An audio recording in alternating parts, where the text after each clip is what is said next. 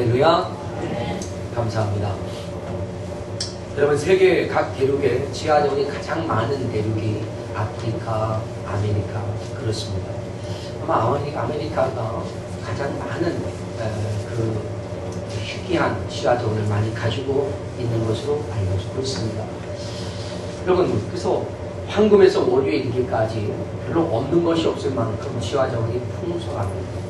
그런데 이곳을 찾아 개척하고 또 정복했던 영국의 청교도와 스페인의 이 정복자는요, 사실 너무나도 다른 목적을 가지고 그 아메리카 땅을 밟았습니다.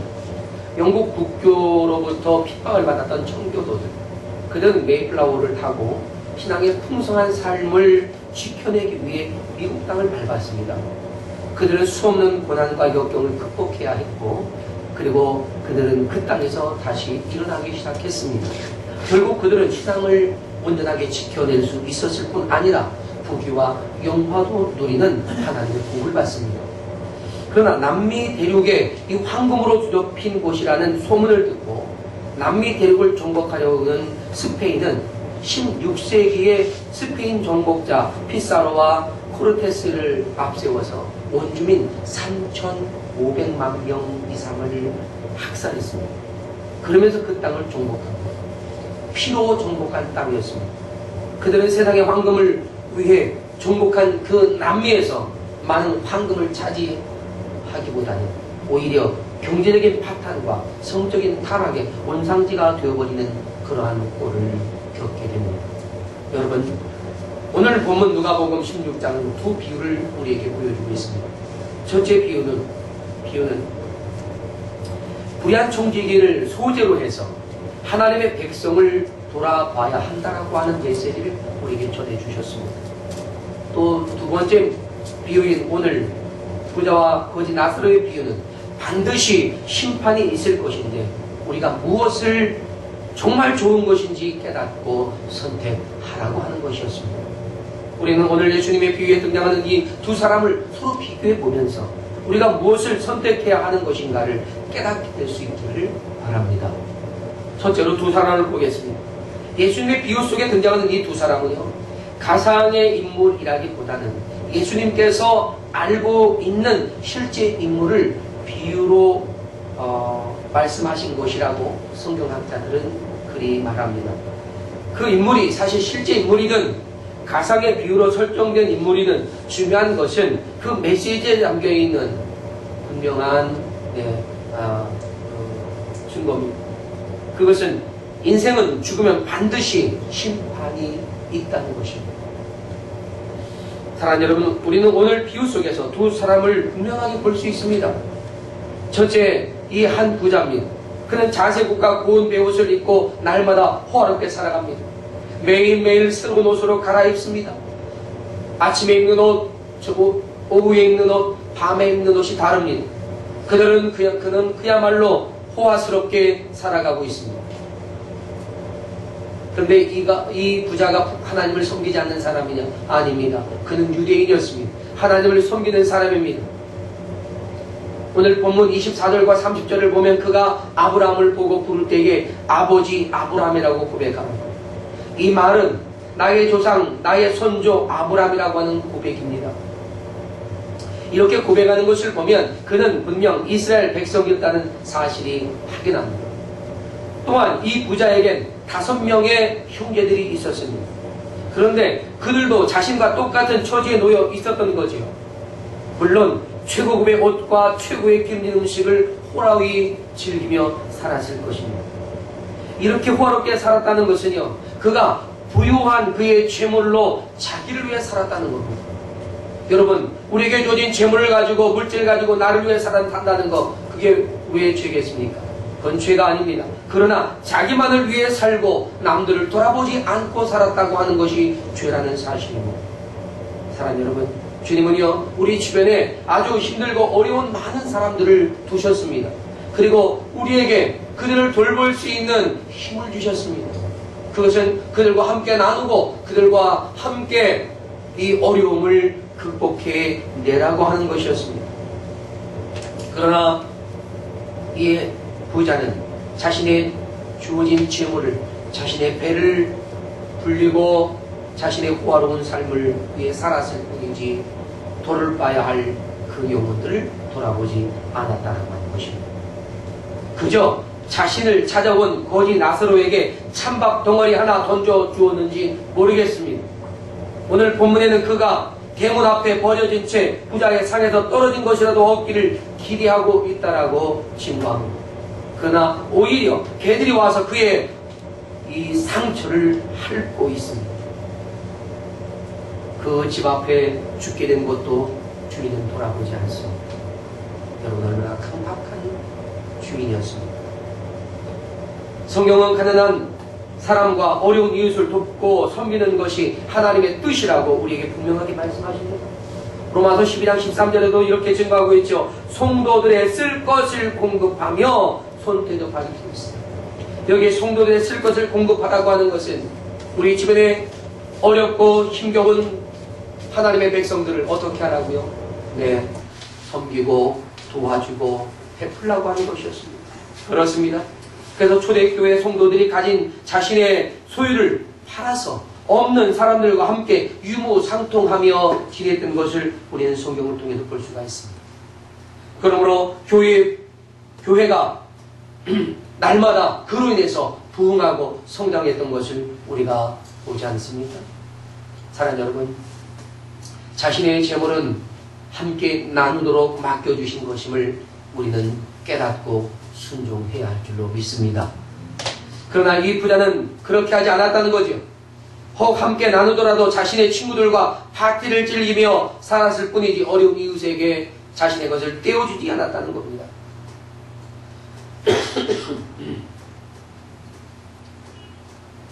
성경은 부자는 일이 우리가 하나님의 자녀된 의무라고 말씀하고 계십니다.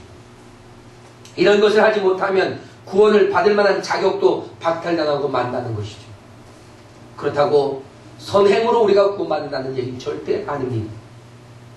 우리가 하나님의 자녀 되었다면, 진정 우리가 하나님의 자녀로 건강하게 서 있다면 우리는 하나님의 마음으로 주님께서 우리 곁에 두었던 많은 어려운 이웃들을 돌보는 것이 당연지사다라는 말입니다. 그런데 여러분, 이 부자들은 왜 그리하지 못했을까요? 그것은요, 물질에 너무 집착하다 보니까 하나님보다 물질을 더 사랑하고 숭배하게 되었다라고 하는 것입니다. 그러니 결국 그들이 하나님을 믿는다라고 하는 것은 말뿐이지 실제 그들은 하나님을 믿고 있지, 섬기고 있지 않다는 것입니다. 사랑하는 여러분, 잔치에 초대받았다가 불법을 행한 자들이라고 쫓겨났던 사건, 그 비유를 여러분 기억하십니까? 입으로는 주여 주여 하여도 불법을 행한 자들이라고 주님께서 인정하지 않았던 주님의 메시지를 여러분 기억하십니까? 예수님께서 증거하신 산상보훈에서도 분명히 말합니다. 누가복음 6장 2절로 4절에서 예수님은 구제를 가르칩니다. 구제할 때에 외식하는 자와 같이 하지 말라는 겁니다. 은밀하게 구제하라. 오른손이 하는 일을 왼손이 모르게 할 만큼 은밀하게 하라는 것입니다. 또한 보물을 쌓아두되 땅에 쌓아두지 말고 하늘에 쌓아두라고 증거합니다. 하늘에 쌓아두는 것이 뭡니까? 이 땅에서 하나님의 뜻대로 재물을 사용하는 것인 줄로 믿습니다. 사랑하는 여러분, 세상의 보물이 하나님의 뜻을 위해 존귀하게 사용될 때에 신정한 보물이 되는 겁니다. 그것이 하나님의 뜻대로 사용되지 아니하고 만일 자기 뜻대로 자기의 욕심을 채우기 위해 쓰여진다면 그건 보물이 아니라 재앙입니다. 부자라고 모든 물질을 우상처럼 섬기는 것은 아니겠죠. 그렇지 않습니까? 성경은 부자의 도리가 자신의 재물을 나눠주는 일이라고 분명하게 증거합니다. 잠언서 31장 20절에서 현숙한 아내들이 행하는 지혜로운 행동을 말해주고 있는데 그것은 이렇게 증거합니다. 그는 권고한 자에게 손을 펴며 궁핍한 자를 위하여 손을 내밀며 라고 말합니다. 부자는 이를 잘 감당하고 있다라고 하는 증거입니다. 그래서 여러분, 집안에는요 반드시 이런 사람이 있어야 돼요. 그래야 집안이 흥왕합니다. 이 잠언서 31장은 현숙한 여인에 관한 지혜로운 말씀입니다.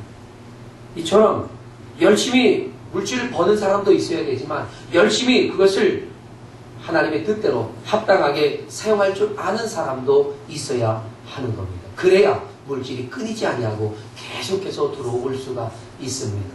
할렐루야. 아멘. 여러분이 혹 열을 가졌다면 그 열을 가지고 여러분 또 쓰고 또한 이웃도 섬긴다면 더욱더 풍성한 20이 되고 50이 되고 100이 되고 1000과 만이 될 줄로 믿습니다. 아멘. 오늘 예수님의 비유 속에 등장하는 이 한 부자는 자신의 집을 찾는 이 가엾은 한 거지 나사로를 돌아보지 않았단 말이에요.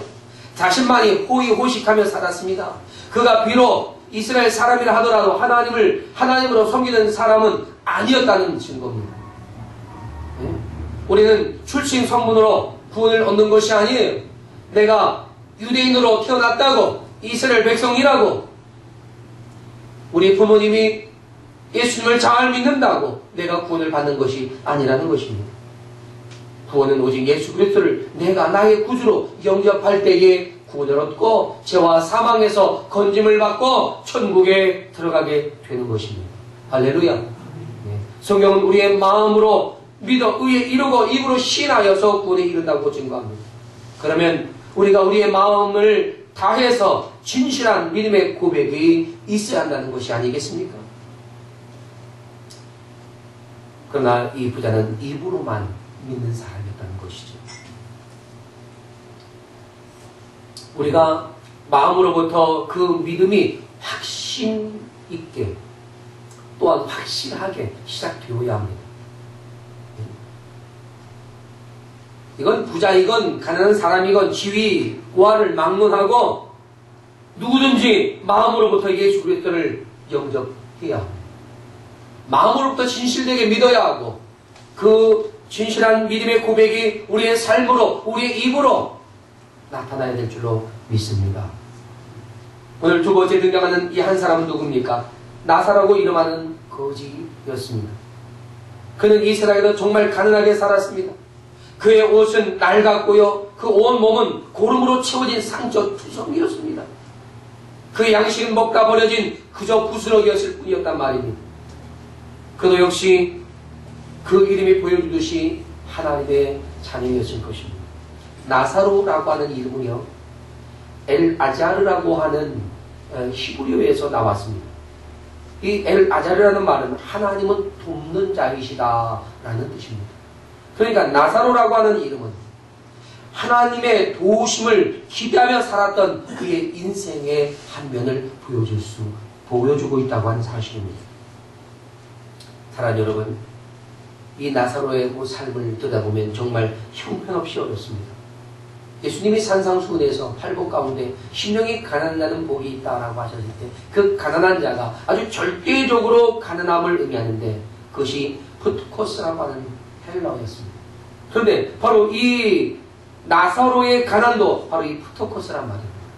절대적으로 가난한 겁니다. 누구의 도움이 없이는 살아갈 수 없는 겁니다. 뭐를 해도 그가 분명 신체적인 장애를 가지고 있었을 것이 분명합니다. 그러니 스스로는 어떠한 일을 할 수도 없고 그가 스스로는 자기 자신의 생계를 유지할 수가 없다는 것입니다.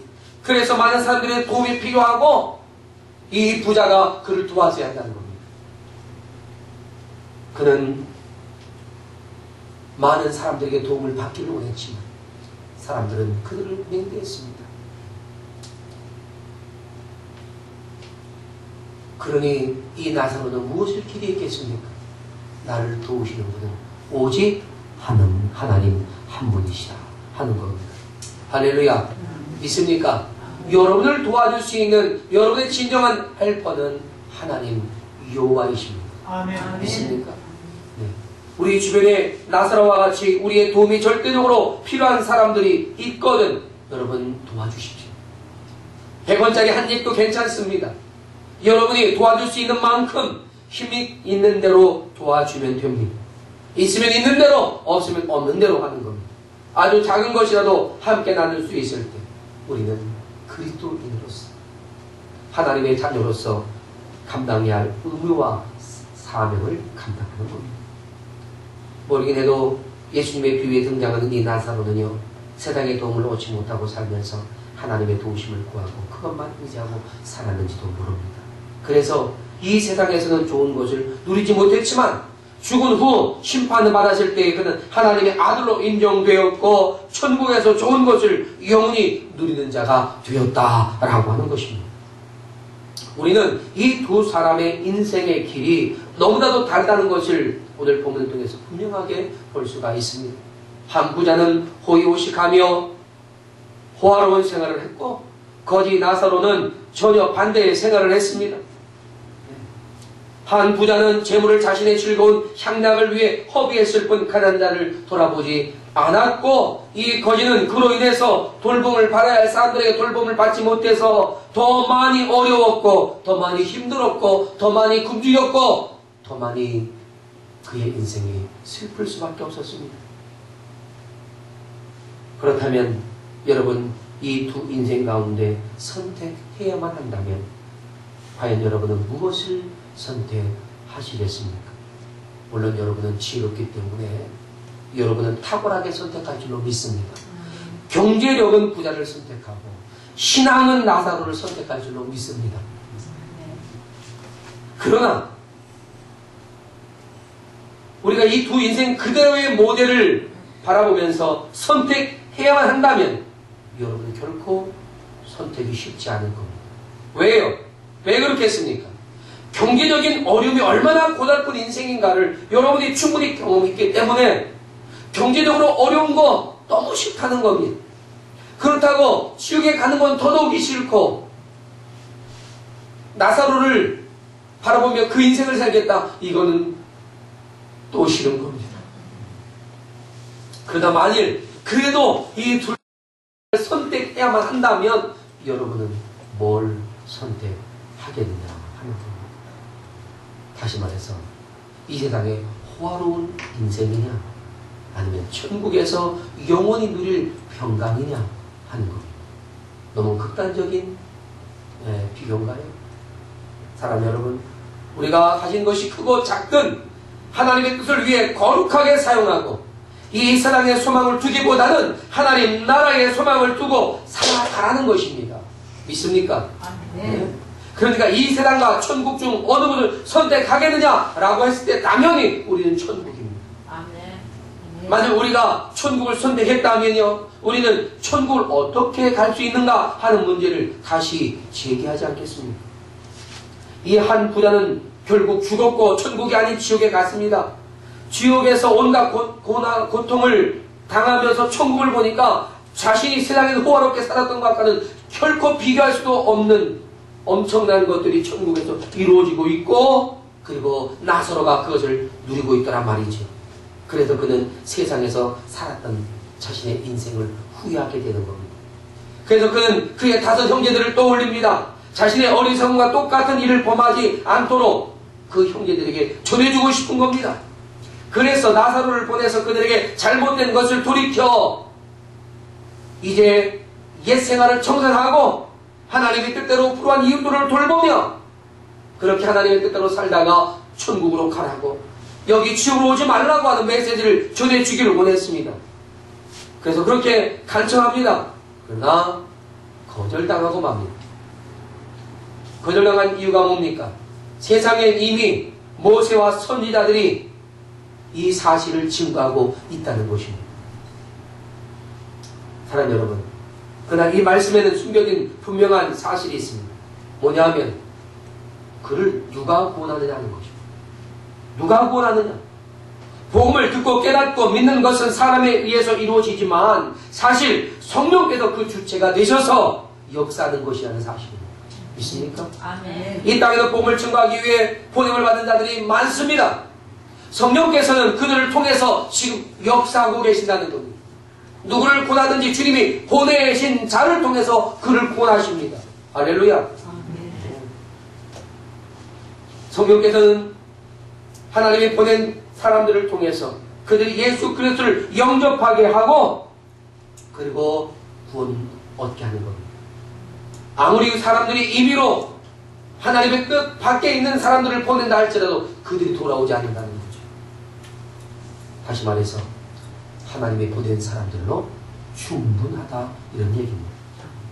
결국 구원은 하나님께서 보내신 사람에 의해서 복음을 받고 구원에 이른다라고 하는 증거를 하고 계시는 겁니다. 그러니 보냄을 받은 사람들의 역할도 중요하고 그 복음을 전해 들은 사람들의 결단도 중요한 겁니다. 물론 예수 그리스도를 믿고 영접하는 것은 온전히 성령께서 하시는 것입니다. 그러나 전하지 않고 들을 자가 없고 듣지 않고 믿을 자가 없는 것입니다.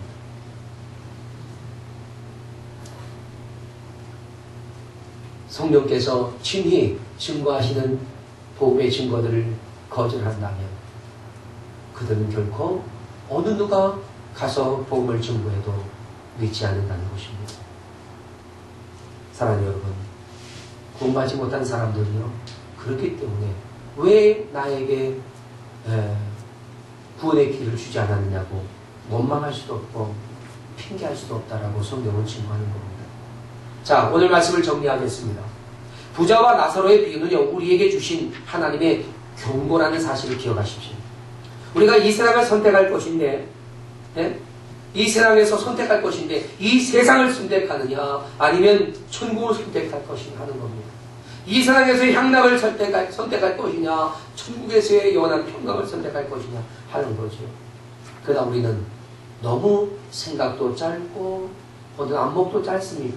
그래서 세상에서 호화로운 영화를 누리면 그것으로 족한 줄만 알아요. 세상에서 잘 살 수만 있으면 그것으로 족한 줄 압니다. 천국은 별로 큰 관심이 없습니다. 사랑하는 여러분, 천국에서의 영원한 평강을 선택하고 이 세상에서 주어지는 모든 것을 다 주를 위해 헌신할 수 있다면 여러분은 이 땅에서도 풍요로운 하나님의 복을 누릴 뿐 아니라 천국에서도 영원한 평강을 소유하게 될 줄로 믿습니다. 우리 하나님께서는 우리에게 주님의 나라와 의를 위해서 살아가게 하셨고 또한 이 땅에서 서로가 돌보며 서로가 협력하며 하나님의 은혜와 사랑을 나누게 하셨습니다. 그래서 이 땅에 어려운 형편으로 살아가는 사람도 두셨고 넉넉한 형편으로 살아가는 사람도 두셨습니다. 서로가 합력하여 손을 이루어 가라고 하시는 주님의 뜻이었습니다. 저는 여러분이 이 거룩한 경고를 듣고 분명 두 가지 중에 한 가지 선택할 것인데 기왕이면 영원한 평강이 있는 그 나라의 삶을 선택할 수 있기를 축원합니다. 그러나 저는 여러분이 이 땅에서 가난하게 사는 것을 원치 않습니다. 부자로 사십시오. 부자 되세요. 그러나 그 부가 하나님의 뜻을 이루어 드리기 위한 부가 되고 그 부가 여러분의 삶을 통해서 하나님의 영광이 되는 그런 부가 될 수 있다면 여러분은 마음껏 부자가 되어도 하나님께서 기뻐하실 줄로 믿습니다. 아멘. 여러분, 세상에는요 부자를 꿈꾸는 사람은 많지만 건강한 부자를 꿈꾸는 사람은 별로 많지 않습니다. 건강한 부자가 되겠다고 마음을 먹었어도 실제로 그가 부자가 되면 그 마음이 변하더라고요. 저는 제 주변에서 그런 사람을 봤습니다. 얼마나 신실한 믿음의 사람인지 모릅니다. 그런데 좀 먹고 살고 경상도 이 버전으로 좀 방귀 좀 끼면서 산다고 그래 이 옛적 생각을 못하고요 변질된 모습을 봅니다. 사람 여러분, 우리는 이 시대에 정말 건강한 부자는 찾아보기도 힘든 천연기념물처럼 보이고 있습니다. 그러나 여러분이 건강한 부자로 지키며 살아간다면 하나님은 여러분에게 아낌없이 도와줄 줄로 믿습니다. 아멘. 그 건강한 부자는 누굽니까? 하나님의 나라와 의를 위해 사는 부자입니다. 여러분이 지금도 하나님의 나라와 의를 위해 산다면 여러분은 이미 하나님 안에서 부자로 살아가시는 인생이 된 줄로 믿습니다. 주 안에서 건강하고 복되고 형통하고 넉넉하고 풍성한 주 안에서의 부자가 되시길 주님의 이름으로 축원합니다. 아멘. 기도하겠습니다. 우리 시간 다 같이 자리에서 일어나셔서 하나님